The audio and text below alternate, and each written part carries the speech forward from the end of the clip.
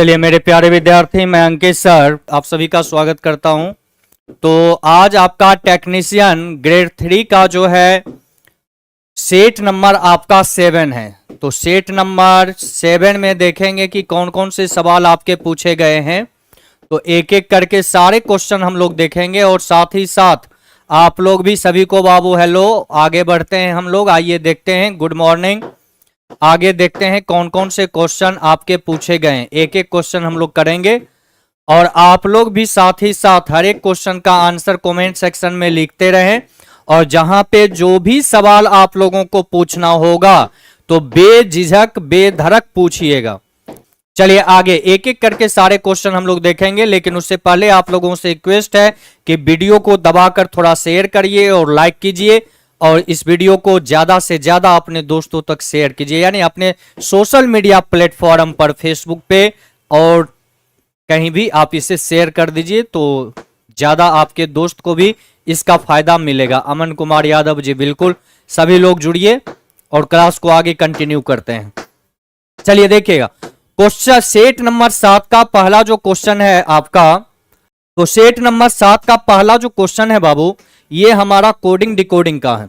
तो coding decoding में पहला क्वेश्चन क्या कह रहा है, तो पहले सवाल आपके बोले गए हैं यहां पर कि कोड आपको चाहिए किसका। कोड आपसे पूछा गया है 7 का, 6 का, फिर है आपका एंड का, उसके बाद है बाबू आपका 5, फिर है आपका 8, उसके बाद है %, उसके बाद है 6, फिर है आपका 2।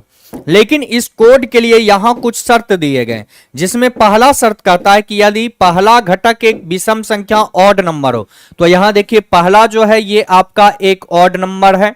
अब आगे बोला गया था अंतिम घटक एक सम संख्या हो। तो यहां देखिए ये अंतिम घटक एक इवन नंबर सम संख्या आपका दिया गया। तो दोनों का कोड आपस में बदला जाना चाहिए। तो पहला शर्त जो है ये आपका लागू हो जाएगा। अगर इन दोनों का कोड हम आपस में बदलेंगे तो 2 का कोड यहां 7 के स्थान पे और 7 का कोड चला जाएगा 2 के स्थान पे। तो 2 का कोड ए दे रखा है तो यहां 7 के स्थान पे ए हो जाएगा, और 7 का कोड एस है तो यहां 2 के स्थान पे एस हो जाएगा। अब देखिए आगे दूसरा शर्त क्या कहता है, तो दूसरा कहता है कि यदि दूसरा घटक एक प्रतीक है, दूसरा घटक प्रतीक, यहां दूसरा घटक एक नंबर है, इसलिए दूसरा आपका शर्त लागू नहीं होगा। तीसरा बोला गया यदि तीसरा घटक एक संख्या, यहां तीसरा एक सिंबल है, यह आपका संख्या नहीं है, इसलिए तीसरे भी लागू नहीं होंगे। अब जो लेटर सिंबल का जो कोड दिया गया वो आप आराम से लिख दीजिए। तो वहां देखिएगा 6 का कोड टी दे रखा है तो यहां टी होगा, एंड का कोड यू है तो यहां यू हो जाएगा, 5 का कोड एम दे रखा है तो यहां एम हो गया। उसके बाद देखिएगा 5 का कोड आपका M, 8 का कोड आपका D है, % का कोड आपका L है और 6 का कोड आपका T है। तो आपका आंसर हो जाएगा ATUMDLTS। तो यहां देखिए ATUMDLTS, राइट आंसर यहां हो जाएगा ऑप्शन नंबर सी। तो आपका यहां पे राइट आंसर जो होगा बाबू वो आपका ऑप्शन नंबर सी हो जाएगा। चलिए आगे बढ़ते हैं। विकास मदन है BSPHCL का एग्जाम कब होगा। एग्जाम का डेट बहुत जल्द ही आपको दिया जाएगा, आपको चिंता करने की जरूरत नहीं है। चलिए आगे बढ़ते हैं, उस बैच में इसका जवाब अच्छे से देंगे। अभी आइए यहां क्वेश्चन पे, तो अगले सवाल की ओर हम बढ़ते हैं। तो क्वेश्चन नंबर 1 के बाद क्वेश्चन नंबर 2 पे नजर डालेंगे। तो दूसरा में देखो बाबू स्टेटमेंट आर्ग्यूमेंट से आपके सवाल दिए गए। तो स्टेटमेंट क्या कह रहा है, स्टेटमेंट कह रहा है कि सामान्य वर्ग फुट क्षेत्र वाले सभी अपार्टमेंटों की तुलना में अधिकांश अधिक ऊंची अपार्टमेंट इमारतों में 6ठी मंजिल से ऊपर, यहां पर ध्यान रखिएगा 6ठी मंजिल से ऊपर के अपार्टमेंट का किराया अधिक होता है। अब यहां पर बाबू क्या कह रहा है, तो पहला तर्क कहता है कि ऊंची मंजिल पर रहना अधिक जोखिम भरा होता है। अगर अधिक जोखिम भरा होता तो जाहिर सी बात है 6ठी मंजिल के ऊपर वाले किसी का भी आपका किराया जो है वो आपका अधिक नहीं होता। इसलिए आपका तर्क नंबर 1 जो है वो आपका क्या हो जाएगा, गलत हो जाएगा। दूसरा नंबर में बोला गया कि निचली मंजिल की तुलना में ऊंची मंजिल पर वायु प्रदूषण कई गुना कम होता है। तो ये तर्क आपका सही है कि प्रदूषण कम होने के कारण 6ठी मंजिल के ऊपर वाले अपार्टमेंटों की किराया जो है वो आपके अधिक होते हैं। तो दूसरा नंबर आर्ग्यूमेंट आपके सही हो गए। तो पहला गलत, दूसरा सही। आंसर दीजिएगा। तर्क एक कथन का समर्थन नहीं करता है जबकि तर्क दो कथन का समर्थन करता है। राइट आंसर आपका हो जाएगा ऑप्शन नंबर सी। 2 के बाद चले आइए क्वेश्चन नंबर 3 पे। तो यहां पे बाबू नंबर सीरीज है आपका, जिसमें नंबर दिया गया है 7, उसके बाद है आपके 20, फिर दिया गया बाबू 37, 37 के बाद है आपका 56, 56 के बाद दिया गया है 79 और 79 के बाद आपका दिया हुआ है 108। अब यहां पर देखिए दोनों के बीच क्या संबंध है। तो 7 और 20 का बीच के जो अंतर है वह आपका 13 का अंतर है। 20 और 37 के बीच का जो अंतर है ये आपके 17 के अंतर है। 37 और 56 के बीच जो अंतर है बाबू ये आपका 19 का है। 56 और 79 के बीच का अंतर ये आपका 23 का है। 79 और 108 के बीच का जो अंतर है ये आपका 29 है। अब देखिए यहां अंतर में जितने भी नंबर हमारे पास आए हैं यानी कि 13, 17, 19, 23 और 29, ये सारे के सारे नंबर जो हैं ये आपके प्राइम नंबर अभाज्य संख्या हैं। ये कौन सा नंबर है बाबू? तो ये आपका प्राइम नंबर है। तो प्राइम नंबर के अनुसार ही हम सीरीज को पूरा करेंगे। तो देखिए 13 के बाद अगला प्राइम नंबर 19 है, 19 के बाद 17, 17 के बाद 19, 19 के बाद अगला प्राइम नंबर 23, 23 के बाद अगला प्राइम नंबर होता 29। तो 29 के बाद जो आगे का प्राइम नंबर होगा वो आपका होता है 31, यानी 108 में 31 जोड़ेंगे तो वही आपका आंसर होगा। 8 और 1 आपके हो जाएंगे 9, यहां पर आपका 0 और 3 हो गया 3, 1 का 1, यानी राइट आंसर आपका हो जाएगा 139, 139। ऑप्शन नंबर ए आपका राइट आंसर होगा। तो यहां जो आंसर दिया गया है बाबू वो आपका प्राइम नंबर का सीरीज है। तो राइट आंसर दीजिएगा आप ऑप्शन नंबर ए, बिल्कुल सही आंसर है कोमल कुमारी, आपका आंसर बिल्कुल राइट है। चलिए अगले सवाल की ओर। तो क्वेश्चन नंबर 3 के बाद क्वेश्चन नंबर 4 पे हम लोग चलते हैं। तो 4 में क्या बोल रहा है? तो 4 में बोल रहा है कि यहां कुछ शब्द आपको दिए गए 3-3 लेटर का, जिसमें बोल रहा है कि यदि उपर्युक्त में से प्रत्येक शब्द में प्रत्येक अक्षर को अंग्रेजी वर्णमाला क्रम में उसके अगले अक्षर से बदल दिया जाता है तो इस प्रकार बने कितने शब्दों में कोई स्वर नहीं होगा? ये आपसे सवाल पूछे गए। तो अगर इसको अगले लेटर से बदलेंगे तो यहां RAT है, इसको बदलेंगे तो लेटर आपका हो जाएगा S, उसके बाद B के बाद हो जाएगा U, फिर इसको चेंज करिएगा तो आपका होगा E के बाद हो जाएगा P, T का आगे का लेटर होगा U। फिर यहां देखो बाबू FRY, इसको आगे के लेटर से चेंज करेंगे तो F का अगला लेटर G होगा, R का आगे का लेटर S होगा और Y का आगे का लेटर Z हो जाएगा।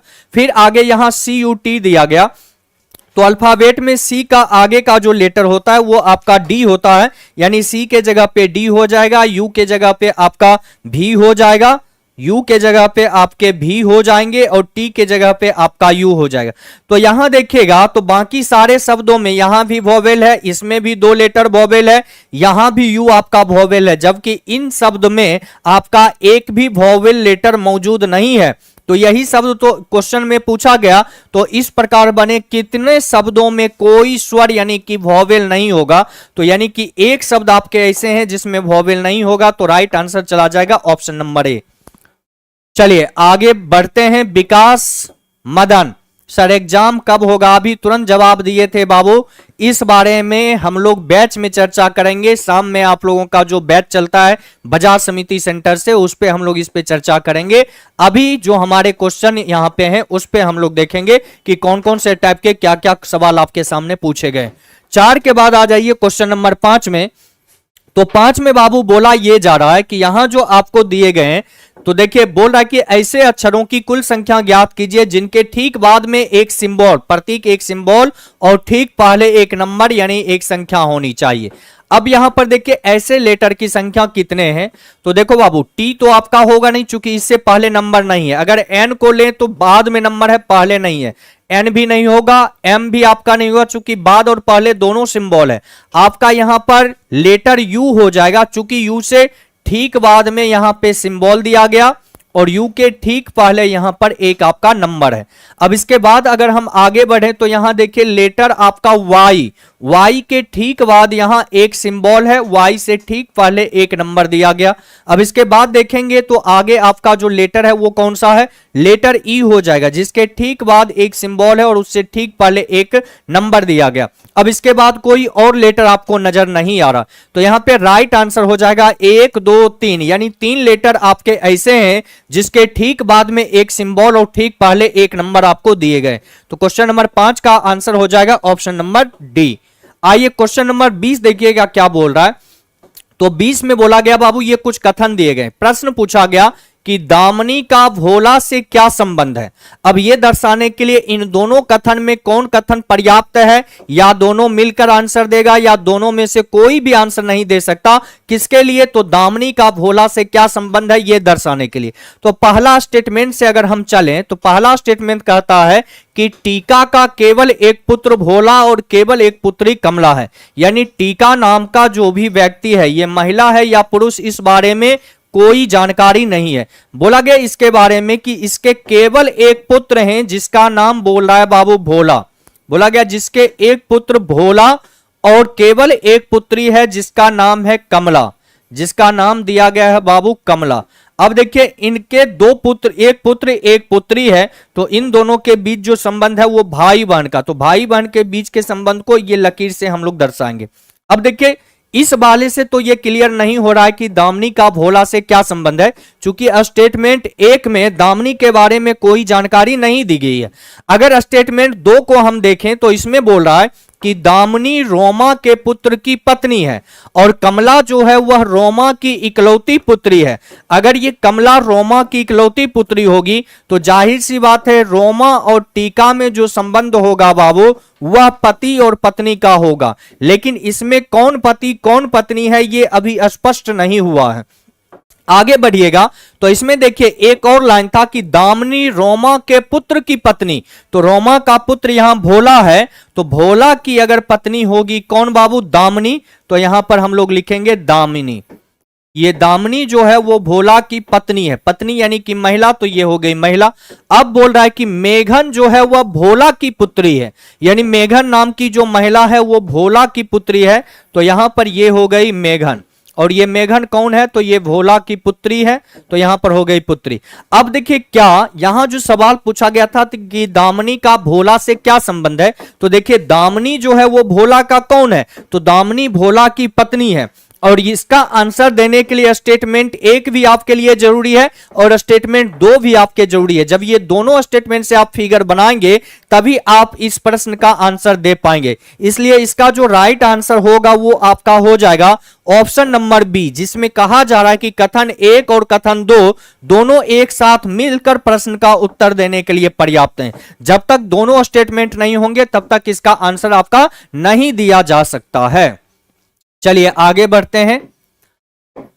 अब इसके बाद देखो बाबू यहां कौन है, कुंदन यादव जी 10 के 3, ये क्या आप बोल रहे हैं समझ में नहीं आ रहा है। चलिए कमेंट आप लोग थोड़ा स्पष्ट रूप से लिखिएगा तो ज्यादा अच्छा रहेगा। आगे बढ़ते हैं अगले सवाल की ओर। तो क्वेश्चन नंबर 20 के बाद देखिएगा क्वेश्चन नंबर 21 में आपसे क्या पूछ रहा है। तो 21 में यहां पर बाबू लव का कोड आपसे पूछा गया, लेकिन लव कहां है, तो लव आपका यहां है, और लव का कोड हम तभी निकाल पाएंगे जब इज और लाइफ का कोड निकल जाएगा। तो देखिए इज और लाइफ, यहां इज आपका कॉमन है, लाइफ और लाइफ आपके कॉमन है, यानी इन दोनों में 2 कोड जो है आपका कॉमन होना चाहिए। तो देखिए CIN CIN CIP CIP ये दोनों आपके कॉमन है, तो जो ये शेष बचा यही किसका कोड हो जाएगा, लव का कोड हो जाएगा, यानी लव का कोड जो होगा वह आपका ER ऑप्शन नंबर सी हो जाएगा। 21 के बाद चले आइए अगले सवाल की ओर। बिल्कुल सही सतीश कुमार यादव जी, बिल्कुल सही राइट आंसर है आपका। 21 के बाद क्वेश्चन नंबर 22 पे जब हम लोग नजर डालते हैं बाबू तो ये आपका इनइक्वलिटी से क्वेश्चन दिया गया। तो यहां बोल रहा है बाबू कि P greater than Z, फिर यहां देखिए Z से जो है उसको लेंगे बोल रहा है z ग्रेटर देन m, तो यहां बन जाएगा z ग्रेटर देन m। फिर देखिए m से एक और स्टेटमेंट है जिसमें बोला गया m ग्रेटर देन n, तो यहां हो जाएगा m ग्रेटर देन n। अब n से एक और स्टेटमेंट है जो करा n लेस देन t, अब यहां n लेस देन आपका t हो गया। हमेशा इनइक्वालिटी में एक चीज ध्यान रखिए, जब सिंबल आपका सेम डायरेक्शन में इस रूप में रहे या फिर सिंबल आपका इस रूप में रहे, तो हमेशा ध्यान रखिएगा कि दो एलिमेंट के बीच में रिलेशन बनेगा।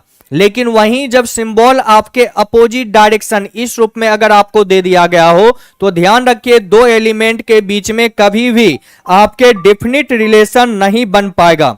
क्लियर? कोई भी हेलो जी जी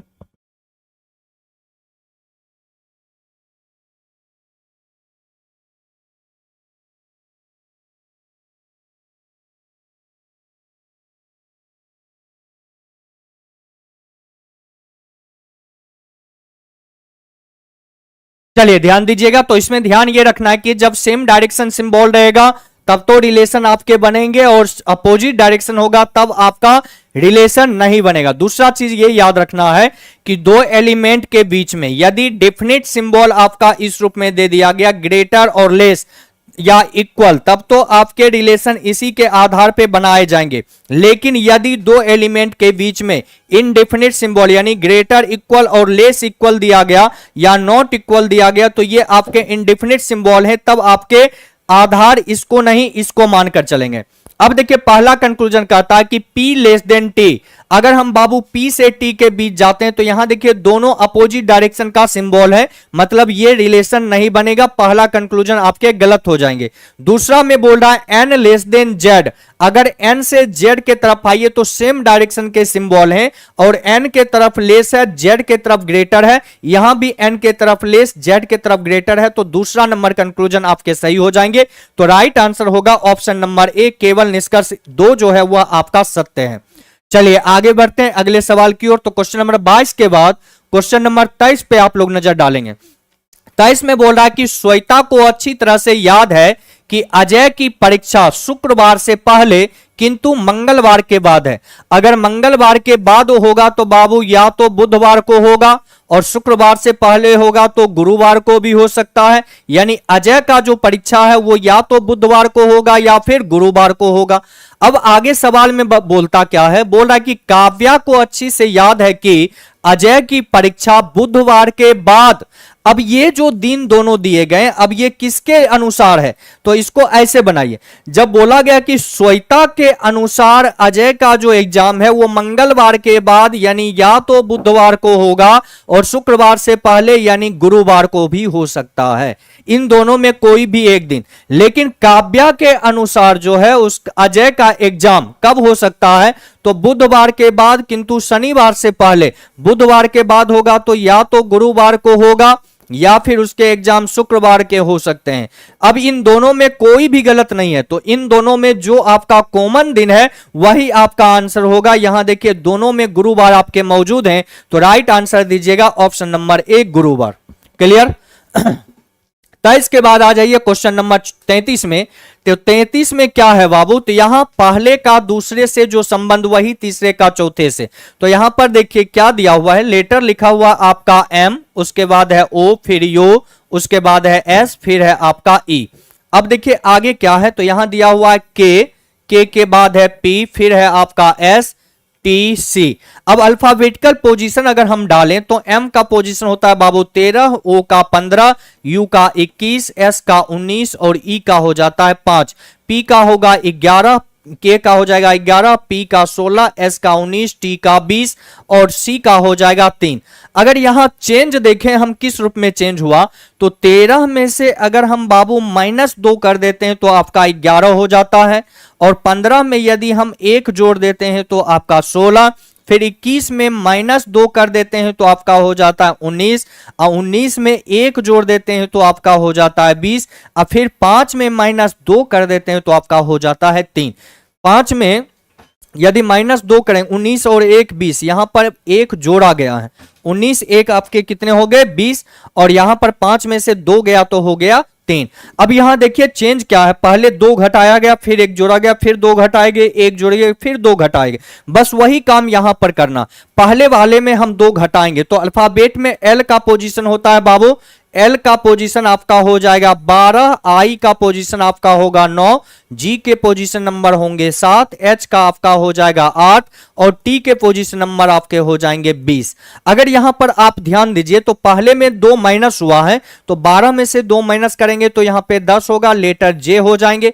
इसमें अगर हम 1 जोड़ेंगे तो 9 1 10 होगा, यहां पर भी लेटर आपका जे हो जाएगा। यहां -2 करेंगे तो 5 होगा, लेटर आपके ई हो जाएंगे। अब यहां पर 2 आपको क्या करना है, 1 जोड़ना है तो 8 और 1 आपके 9 हो जाएंगे, 9वां लेटर आई होगा। अब यहां 2 माइनस करेंगे तो 20 में 2 जाएगा 18 और 18वां लेटर आपका आर होगा। आंसर होगा J J E I R, J J E I R. Right answer आपका हो जाएगा ऑप्शन नंबर डी। तो क्वेश्चन नंबर 33 का आंसर ऑप्शन नंबर डी बिल्कुल सही आंसर है। अमित कुमार, संतोष कुमार, सभी का आंसर, सतीश कुमार, कोमल कुमारी, सभी के आंसर बिल्कुल सही है बाबू। चलिए अगले सवाल की ओर। तो क्वेश्चन नंबर 33 के बाद क्वेश्चन नंबर 34 पे आप लोग नजर डालेंगे कि क्या क्वेश्चन आपके पूछे गए हैं। तो यहां पर देखिए बोल रहा है कि 7 लड़कियां ए से लेकर जी तक एक वृत्ताकार मेज के परितः केंद्र विमुख होकर बैठी हुई है। अब मानिए कि 7 लड़कियां हैं जो एक वृत्ताकार टेबल के चारों ओर केंद्र की ओर मुख करके बैठी हुई है। तो सातों का पहले स्थान देंगे, ये हो गया 1 2 3 4 5 6 7, ये सातों का स्थान हो गया। सभी का चेहरा केंद्र की ओर है तो सभी का चेहरा रख दीजिए केंद्र की ओर। अब देखिए आगे सवाल में क्या बोल रहा है। तो सवाल में बोला गया कि ई नाम का जो व्यक्ति है वह डी और सी के बीच में बैठी है, यानी ई जब भी बैठेगी तो या तो डी के राइट में या फिर सी के लेफ्ट में, या ये भी हो सकता है सी के ये राइट में हो और या डी के लेफ्ट में हो, इन दोनों में कोई भी स्थिति, इसलिए इसको आइदर और में अभी लेके चलना। आगे बोल रहा है जी जो है वह ई के दाईं ओर दूसरे स्थान पर, जी नाम का जो व्यक्ति है वह ई के दाईं ओर। अगर बाबू हम ई को यहां पे रखते हैं तो ई के दाईं ओर दूसरे स्थान पे जी बैठेगा, पहला दूसरा यहां पर स्थान हो जाएगा जी का। आगे बोल रहा है बाबू कि ए सी के दाईं ओर तीसरे स्थान पर है।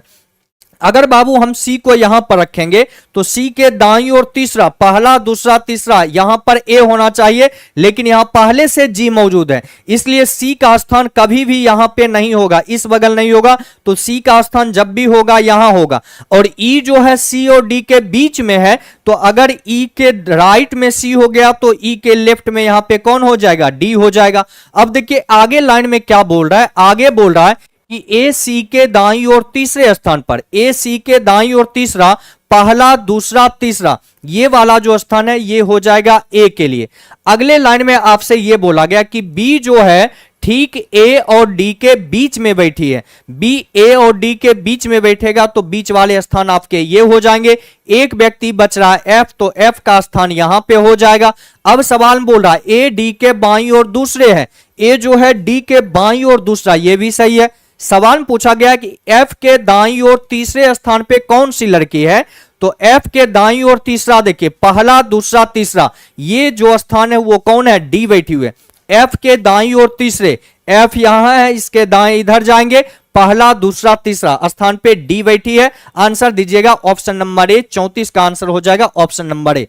चलिए आगे बढ़ते हैं अगले सवाल की ओर। तो क्वेश्चन नंबर 34 के बाद क्वेश्चन नंबर 35 पे आप लोग ध्यान दीजिएगा। तो यहां पे लॉजिकल सीक्वेंस ऑफ वर्ड का ये क्वेश्चन दिया गया है, इसमें कुछ शब्द दिए गए, इसको आपको सही क्रम में सजाना है। तो सबसे पहले इन सभी में कार्यान्वयन है, अपेक्षा विश्लेषण है, भौतिक मॉडल है, संकल्पनात्मक प्रतिरूपण है, तार्किक प्रतिरूपण है और रूपरेखा परिष्करण है। तो अगर इनमें सबसे पहले जो आपका शब्द आएगा बाबू, वो शब्द आएगा अपेक्षा विश्लेषण, यानी 3 नंबर वाले सबसे पहले आएंगे। उसके बाद आपका होगा संकल्पनात्मक प्रतिरूपण, यानी 2 वाले उसके बाद आएंगे। उसके बाद आपका हो जाएगा यहां पर तार्किक प्रतिरूपण, यानी 4 वाले उसके बाद आएंगे। उसके बाद आप देख रहे हैं रूपरेखा परिष्करण, ये 6 नंबर वाले आएंगे। उसके बाद आपका हो जाएगा भौतिक मॉडल, 5 नंबर वाले, और सबसे अंत में आएगा आपका कार्यान्वयन, यानी 1 नंबर वाले। तो राइट आंसर होगा 3 2 4 6 5 1, 3 2 2 के बाद यहां 1 है, 3 2 4 6 5 1, राइट आंसर यहां पे हो जाएगा आपका option number B. Question number 35 के बाद आइए क्वेश्चन नंबर 36 पे हम लोग चलते हैं। तो 36 में क्या बोल रहा है, तो 36 में बोल रहा है बाबू कि कोई भी कलम पेंसिल नहीं है। ये आपका स्टेटमेंट साइलोगिज्म का है, जिसमें स्टेटमेंट बोला गया कि कोई भी कलम पेंसिल नहीं है। तो पहले यहां पर एक फिगर हम लोग बनाते हैं कि कोई भी कलम, ये जो है बाबू आपका पेंसिल नहीं है, कोई भी कलम आपके पेंसिल नहीं है। फिर अगले स्टेटमेंट में बोला गया कि सभी पेंसिल चौक है। ये सारे के सारे पेंसिल जो हैं आपके क्या हैं बाबू, चौक हैं।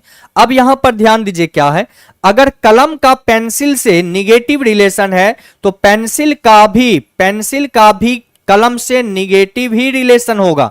दूसरा चीज ये याद रखिए कि जब एक सर्कल दूसरे के अंदर हो तो अंदर से बाहर जो कंक्लूजन निकला जाता है वो आपका ऑल में भी और सम में भी निकाले जाते हैं, और अंदर से बाहर से अंदर जो होगा वो केवल और केवल सम में निकाले जाएंगे। अब इन दोनों के बीच यानी कलम और पेंसिल के बीच में जो कंक्लूजन होगा वो केवल और केवल निगेटिव होंगे, और दोनों तरफ से केवल निगेटिव होने का मतलब हुआ ये कंक्लूजन नो में भी होगा और सम नोट में भी होगा। लेकिन यहां चौक और कलम की अगर हम बात करें तो चौक देखिए, कुछ चौक जो है वह पेंसिल है, तो यहां पर चौक का कलम से जो रिलेशन होगा वो केवल और केवल सम नोट में होगा, यहां नो में नहीं होगा। केवल निगेटिव रिलेशन वो भी केवल सम नोट में। अब देखिए पहला कंक्लूजन कहता है कोई भी चौक कलम नहीं है। अब देखिए कुछ चौक जो है वो पेंसिल है, तो कुछ चौक ही होगा जो कलम नहीं होगा, अर्थात सम नोट में कंक्लूजन होगा। यहां पे कोई नहीं, नो का बोलना आपका क्या हो जाएगा, गलत। दूसरा कंक्लूजन कहता है कोई भी पेंसिल कलम नहीं है, तो पेंसिल और कलम में जब भी होगा निगेटिव रिलेशन नो और सम नोट दोनों में होंगे, तो ये आपका दूसरा कंक्लूजन नो में बोल रहा है कोई नहीं, तो ये आपका क्या हो जाएगा, सही। तीसरे बोले जा रहे हैं कुछ चौक पेंसिल है, चौक से पेंसिल बाहर से अंदर, ये सम का बोलना आपका क्या होगा, सही होगा। दूसरा और तीसरा कंक्लूजन सही है, तो राइट आंसर दीजिएगा। निष्कर्ष 2 और 3 आपके अनुसरण करते हैं। तो आपका क्वेश्चन नंबर 36 का आंसर ऑप्शन नंबर बी बिल्कुल सही आंसर है। बिल्कुल, टेस्ट जो है वो आपके ऐप में मौजूद है और बहुत सारे स्टूडेंट ऑफलाइन सेंटर पे भी आकर टेस्ट दे रहे हैं। जो सेंटर पे नहीं आ सकते वो एप्लीकेशन प्लेटफॉर्म ऑनलाइन टेस्ट, ये हमारा एप्लीकेशन है जिसपे जाकर आप लोग ऑनलाइन टेस्ट परचेज करके टेस्ट दीजिए और यूट्यूब पर उसका लाइव डिस्कशन आप लोग प्रतिदिन देखते रहिए। क्वेश्चन नंबर 36 के बाद चले आइए अगले सवाल की ओर। तो 37 में क्या कर रहा है, 37 में बोल रहा है कि 6 मित्र पश्चिम की ओर अभिमुख होकर एक पंक्ति में बैठे हैं। अब देखिए 6 मित्र अगर पंक्ति में बैठेंगे और सभी का चेहरा पश्चिम होगा तो एक व्यक्ति, ये हो गया 2, ये 3, ये 4, 5 और ये हो गए 6। अब 6 व्यक्ति हैं, सभी का चेहरा ये हो गया आपका पश्चिम डायरेक्शन में। अब जब बाबू पश्चिम में हो जाएगा तो इसका नीचे लेफ्ट होगा और ऊपर क्या हो जाएगा, राइट। सभी का, यहां बैठे व्यक्ति का भी इधर लेफ्ट और इधर हो जाएगा राइट, और ये छोर राइट होगा और नीचे जो है उसका छोर लेफ्ट हो जाएगा। अब देखिए सवाल में बोल रहा है कि गौरव जो है मिनाल के बाईं ओर तीसरे स्थान पर है। गौरव जब भी बैठेगा तो वो मिनाल के बाईं ओर तीसरे स्थान पर, पहला, दूसरा, तीसरा, ये वाला स्थान हो जाएगा गौरव का। आगे बोल रहा है कि वासु और मिनाल के बीच में वरुण बैठा हुआ है। तो वासु और मिनाल के बीच में, मिनाल और वासु के बीच में कौन बैठा हुआ है बाबू, तो यहां पे बैठा हुआ है वरुण, यहां बैठा हुआ है वरुण। मिनाल और वासु के बीच में यहां पे बैठा हुआ है वरुण। अब देखिए आगे लाइन में फिर बोल रहा है कि पूर्वी वरुण के दाईं ओर तीसरी है। पूर्वी जो है वह वरुण के दाईं ओर, वरुण जहां भी बैठेगा उसके दाईं ओर तीसरे स्थान पे, वरुण के दाईं ओर तीसरा, पहला, दूसरा, तीसरा, ये वाले स्थान पूर्वी के लिए हो जाएंगे। फिर बोल रहा है ललित मिनाल के ठीक दाईं ओर पड़ोस में बैठा है। ललित जब भी बैठेगा मिनाल के ठीक दाईं, मिनाल अगर यहां है तो यहां पे ललित बैठेगा। अब सवाल में आगे बोल रहा है गौरव किसी एक कोने पर बैठा है। एक कोने का मतलब हुआ एक छोर पर बैठा हुआ। अब देखिए गौरव को किसी भी छोर पर बैठाएंगे तो उसके राइट में हमें ये सारे व्यक्ति चाहिए। अब गौरव को कहां बैठाएंगे, अगर बाबू गौरव को यहां पर बैठाते हैं तो इसके राइट में कोई भी व्यक्ति नहीं बैठ पाएगा, इसलिए गौरव का स्थान ये नहीं, हम इस छोर पर रखेंगे। और गौरव यदि इस छोर पर बैठता है तो देखिए इसके राइट में यहां बैठेगा गौरव, तो इसके राइट में तीसरा, पहला दूसरा तीसरा ये वाले स्थान मीनल के लिए हो जाएगा। तो पहला दूसरा तीसरा ये वाले स्थान जो है किसके लिए हो जाएंगे बाबू, मीनल के लिए हो जाएंगे। अब देखिए सवाल में एक चीज और बोला कि मीनल के ठीक राइट में ललित बैठा हुआ है, तो अगर मीनल यहां है तो ये वाले जो स्थान है ये आपके ललित के लिए हो जाएंगे। एक लाइन और है कि मीनल और वरुण, वासु के बीच में वरुण है, तो मीनल अगर यहां है तो यहां वासु होगा, बीच में यहां किसका स्थान होगा, वरुण का, तो ये वाले स्थान आपके वरुण के हो जाएंगे और ये वाला स्थान आपका वासु का हो जाएगा। तो देखिए वासु और मीनल के बीच में वरुण और वरुण के राइट तीसरे स्थान पे कौन है बाबू, तो ये आपका क्या नाम है, पूर्वी है। तो देखिए वासु वरुण आपका यहां, इसके राइट तीसरा, पहला दूसरा तीसरा ये वाले स्थान जो है ये आपका हो जाएगा पूर्वी के लिए, तो ये स्थान आपका हो गया पूर्वी का।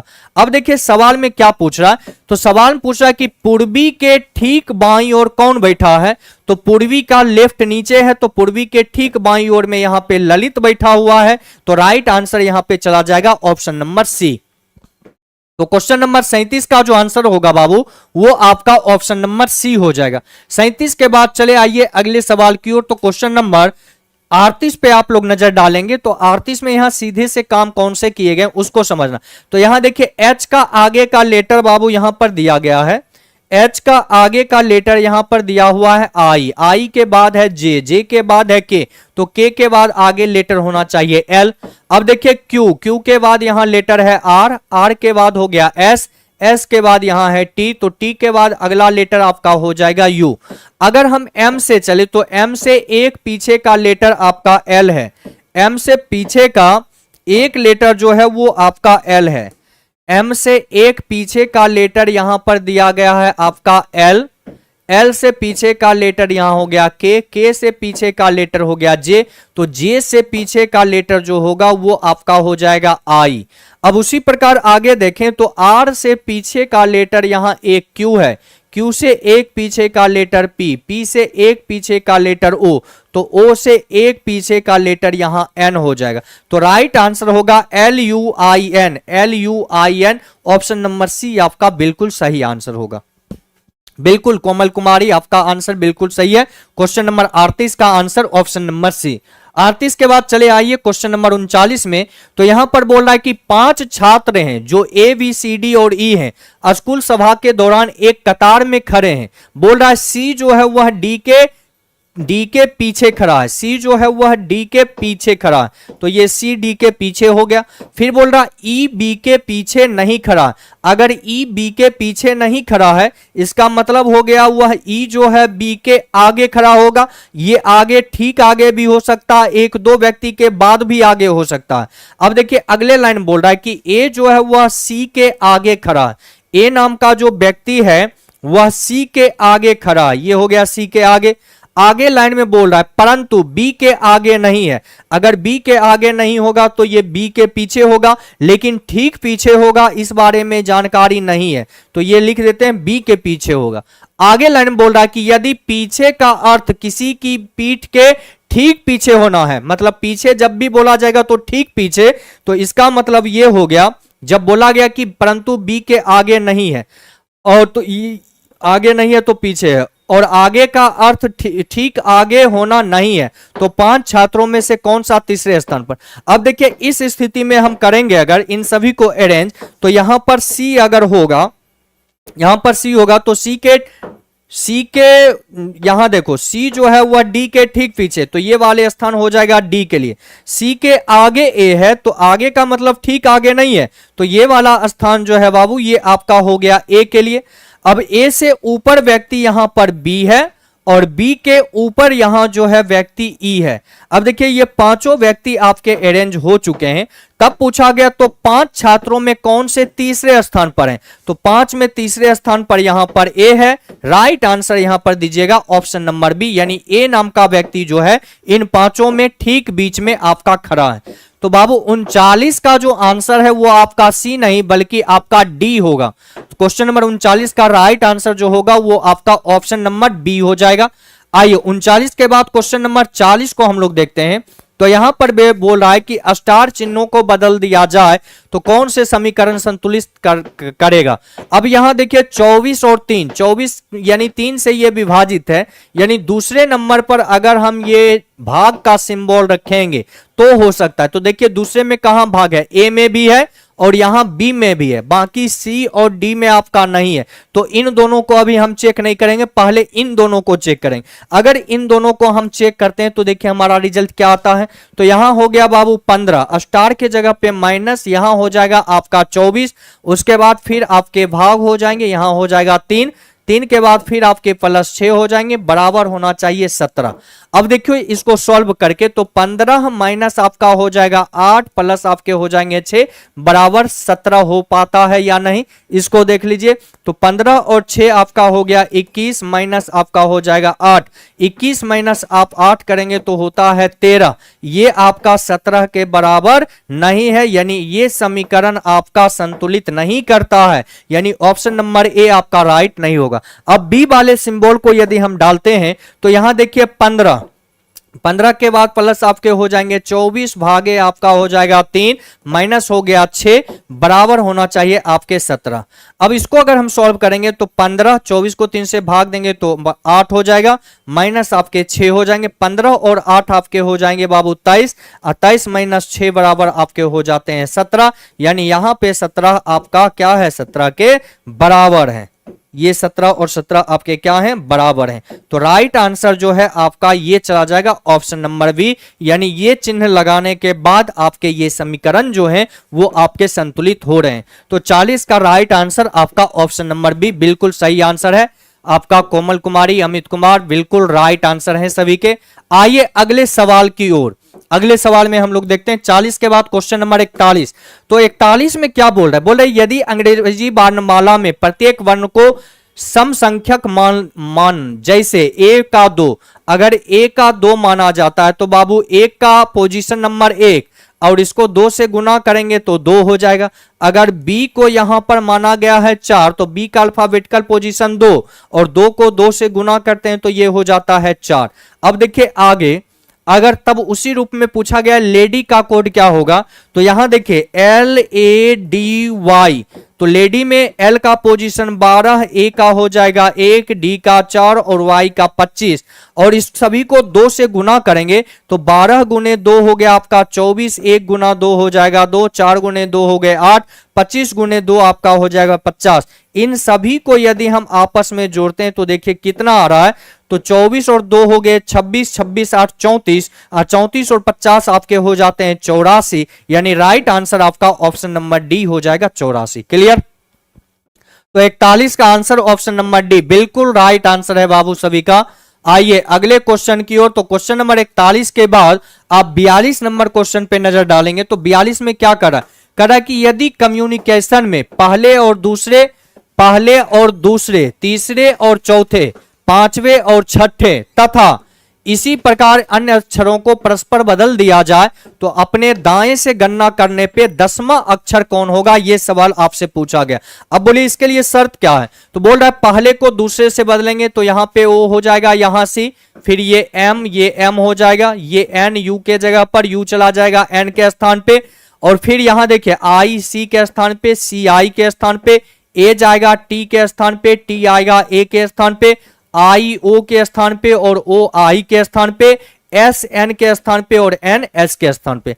तब आपको राइट से 10वां बतलाना है। तो देखिए 1 2 3 4 5 6 7 8 9 10, 10वां लेटर आपका एन हो जाएगा। तो राइट आंसर यहां पे चला जाएगा ऑप्शन नंबर ए। तो क्वेश्चन नंबर 42 का जो आंसर होगा बाबू वो आपका ऑप्शन नंबर ए हो जाएगा।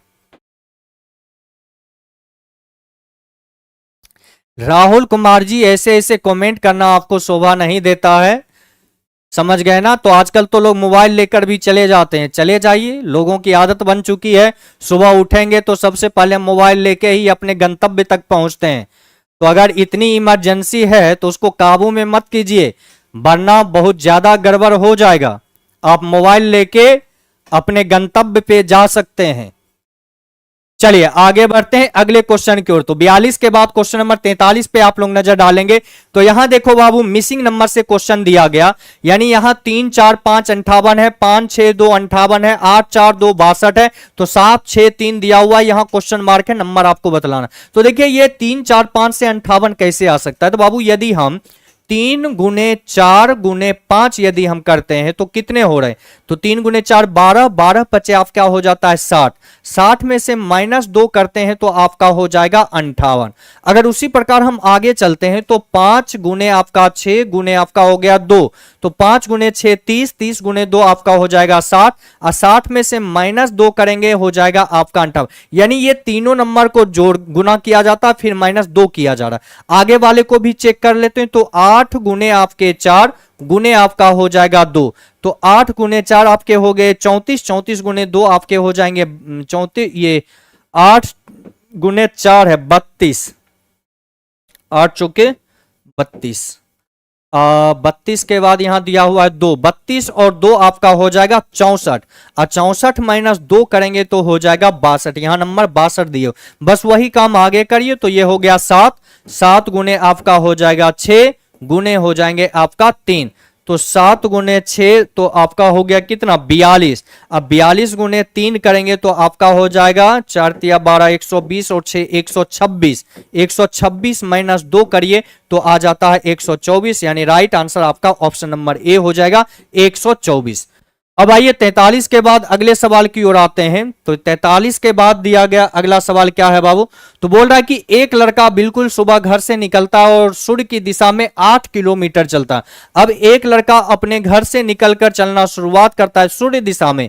तो सुबह में सूर्य का दिशा होता है पूरब, यानी पूरब दिशा में ये 8 किलोमीटर चलता है। ये हो गया आपका 8 किलोमीटर। जब चेहरा पूरब तो ऊपर लेफ्ट हो जाएगा बाबू, नीचे राइट होगा। अब बोल रहा है कि उसके बाद वह दाएं मुड़कर 3 किलोमीटर चलता है। यहां से वह अपने दाईं ओर मुड़ता है और ये 3 किलोमीटर चलता है। ये हो गया 3 किलोमीटर। अब चेहरा साउथ हो गया तो इसका लेफ्ट हैंड ईस्ट की ओर जाएगा और राइट हैंड इसका वेस्ट की ओर होगा। फिर आगे सवाल में बोला गया कि तब वह फिर से दाएं मुड़कर 2 किलोमीटर चलता है। अब यहां से वह फिर अपने दाईं ओर मुड़ेगा और 2 किलोमीटर चलेगा। अब चेहरे का डायरेक्शन वेस्ट, तो इसका नीचे लेफ्ट हो जाएगा और ऊपर इसका राइट हो जाएगा। फिर सवाल में बोला गया कि और फिर बाएं मुड़कर 1 किलोमीटर चलता है। अब वह यहां से बाईं ओर मुड़ता है और 1 किलोमीटर चलता है। ये हो गया 1 किलोमीटर। अब चेहरा फिर साउथ, तो इधर लेफ्ट हो जाएगा और इधर इसका क्या होगा राइट। फिर आगे सवाल में बोलता है कि इसके बाद दाएं मुड़कर 1 किलोमीटर फिर चलता है और दाएं मुड़कर 1 किलोमीटर चलता है। 1 मिनट रुक जाए। और फिर बाएं मुड़कर 1 किलोमीटर चलता है। इसके बाद दाएं मुड़कर, अब इसके बाद दाएं मुड़कर फिर 1 किलोमीटर चलता है। अब यहां से फिर इसको दाएं मोड़ेंगे और 1 किलोमीटर चला देंगे। ये हो गया 1 किलोमीटर। अब फिर बोल रहा और दाएं मुड़कर 1 किलोमीटर और फिर दाएं मुड़कर 4 किलोमीटर। ये लाइन जो है बाबू यहां पर थोड़े दोहरा दिए गए हैं। अब यहां से ये वाले लाइन को लेना, यहां से इस वाले लाइन को जोड़ना। अब बोल रहा फिर दाएं मुड़कर 4 किलोमीटर सीधा चलता। अब यहां से अगर ये 4 किलोमीटर सीधा चलेगा तो देखिए इस पॉइंट से ये आया 3 किलोमीटर, फिर यहां नीचे आया 1, तो 3 1 4 हो गया। तो यहां से सीधे अगर ये 4 किलोमीटर दाएं जाएगा तो आपका पहुंच जाएगा इस पॉइंट पर। अगर इस पॉइंट से यहां की दूरी आप देखें तो कितना है, तो 2 और ये 1 3, ये हो जाएगा 3 और टोटल ये 8 था। तो शेष इधर का दूरी आपके कितने हो जाएंगे 5 हो जाएंगे। तब सवाल में आपसे पूछा गया कि वह प्रस्थान स्थल से कितनी दूर है। तो प्रस्थान उसने यहां से किया और अभी ये यहां पर है। इन दोनों के बीच का जो दूरी है वो आपका 5 किलोमीटर है। तो राइट आंसर आपका हो जाएगा ऑप्शन नंबर बी 5 किलोमीटर। बिल्कुल क्वेश्चन में जो है बाबू वो आपका मिस्टेक था। एक लाइन जो ये है ये आपका एक्स्ट्रा यहां पर जुड़ गया है। जो लिखा हुआ है दाएं मुड़कर 1 किलोमीटर, ये वाले लाइन जो है आपके एक्स्ट्रा यहां पर जुड़ा हुआ है। इसके बाद ये वाले लाइन आपके होंगे, ठीक है। 1 किलोमीटर चलता फिर दाएं मुड़कर 4 किलोमीटर सीधा चलता, ऐसे क्वेश्चन है आपका। वो एक्स्ट्रा लाइन यहां पे जोड़ दिया गया है जो क्वेश्चन को गलत कर दे रहा है आपका। क्लियर। तो 44 का राइट आंसर हो जाएगा ऑप्शन नंबर बी। आइए क्वेश्चन नंबर 45 पे। तो यहां पर बोल रहा है बाबू कि 4.14 घंटों को घंटे, मिनट और सेकेंड तीनों में आपको लिखना। अगर बाबू यहां पर दिया हुआ है 4.14 घंटे, अब इसको घंटे, मिनट और सेकेंड तीनों में अगर बदलना होगा तो हम लोग कैसे बदलेंगे? तो ये तो पूरे का पूरे आपका 4 घंटा हो गया, प्लस यहां पर कर देते हैं 0.14 घंटा। अब इसको मिनट में बदलने के लिए क्या करेंगे? तो 60 से इसको गुना करेंगे, तो गुने हो जाएगा आपका 60, यहां पर दशमलव है, इसको उड़ा दीजिए, नीचे आपका हो जाएगा कितना बाबू? 100। तो इसको काटते हैं, 0 0 खत्म, 2 तिया हो गया 6, 2 पचे आपका हो जाएगा 10, 14 तिया आपका हो जाएगा कितना? 42, 42 बटे आपका हो जाएगा 5, 42 बटे आपका हो जाएगा 5, 14 तिया 42 बट्टे में आपका हो जाएगा 5। अब 5 से भाग देंगे तो कितना हो जाएगा? 8 पचे 40, 8 दशमलव, फिर आपका हो जाएगा कितना? 8 पचे 40, शेष बच गया आपका 2 2 पर 0 जी, ये 20, तो 5 चौके आपका हो जाएगा 20, 8.4 आपका हो रहा। यानी इसको जब हम लोग मिनट में बदलेंगे तो ये कैसे बदलेगा? तो हो जाएगा आपका 8 घंटा, उसके बाद हो जाएगा 8.4 मिनट। अब इसको फिर हम सेकेंड में बदलेंगे, तो इसके लिए क्या करेंगे? तो 8 मिनट प्लस यहां पर कर दीजिए 0.4, और इसको हम सेकेंड में बदलना है तो इसको फिर हम 60 से गुना करेंगे, तो ये नीचे आपका हो जाएगा 10, 10 छक्का आपका हो जाएगा 60, और 4 गुने 6 बराबर आपका हो जाएगा 24। यानी राइट जो टाइम होगा वो आपका होगा 4 घंटे 8 मिनट, 4 घंटे 8 मिनट और 24 सेकेंड का। तो यहां पे आंसर दीजिएगा 4 घंटे 8 मिनट 24 सेकेंड, यानी ऑप्शन नंबर ए आपका सही आंसर होगा। तो घंटे को मिनट में, मिनट को सेकंड में बदलने के लिए बस यही आपको करना होता है। चलिए अगले सवाल की ओर। तो ए आंसर नहीं होगा बाबू यहां, बिल्कुल ए आंसर जा रहा है आपका। तो क्वेश्चन नंबर 45 का आंसर ऑप्शन नंबर ए बिल्कुल सही आंसर है सभी का। 45 के बाद आइए क्वेश्चन नंबर 46 में। तो 46 में बोल रहा है कि यदि पेटल का कोड जो है 11 बाय 7 26 15 किया गया तो अंडर का, अच्छा यहां देखिए एकदम सिंपल सा नियम है। पी का राइट छोर से पोजीशन 11 है, ई का राइट से 22 है, टी का राइट से 7 है, ए का राइट से 26 हो जाएगा और एल का राइट से 15 हो जाएगा।